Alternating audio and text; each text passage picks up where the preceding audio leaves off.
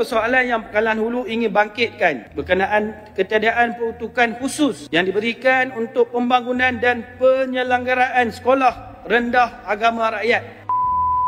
Macam manalah yang berhormat Pekalan Hulu boleh bertanya dan berhujah ketiadaan peruntukan khusus bagi penyelenggaraan dan naik taraf sekolah agama rakyat?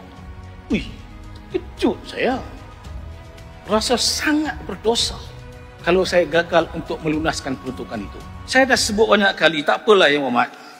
Ni lah, nak baca kod Yang Berhormat kata saya tipu. Ni viral Ustaz ni. Orang kalau lu dengar cerita ni. YB tulis di sini, baca di sini, terima kasih Datuk Seri Ketua.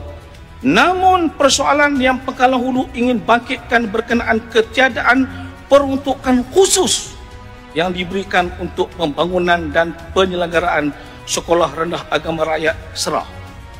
Pegawai saya menyediakan sebuku ni. Hendak saya baca, besok tak habis. Saya bacalah sikit-sikit supaya menjadi bukti. Contoh Yang Berhormat Pekalan Hulu. Madrasah Tarbiyah Islamiah Kenayat, grade 100,000.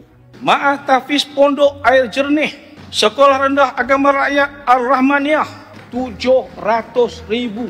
Sekolah Rendah Agama Rakyat Madrasah Nurul Kamaliyah Al-Islamiyah, 996,700. Panjang figure. Panjang. But please, Pekalan Hulu berjuta ni, macam mana Pekalan Hulu boleh tak tahu cerita ni? Yang Pekalan Hulu ada sebut tu, ada sekolah di Pekalan Hulu tak dapat. Tak mohon. Kalau mohon kita bagi.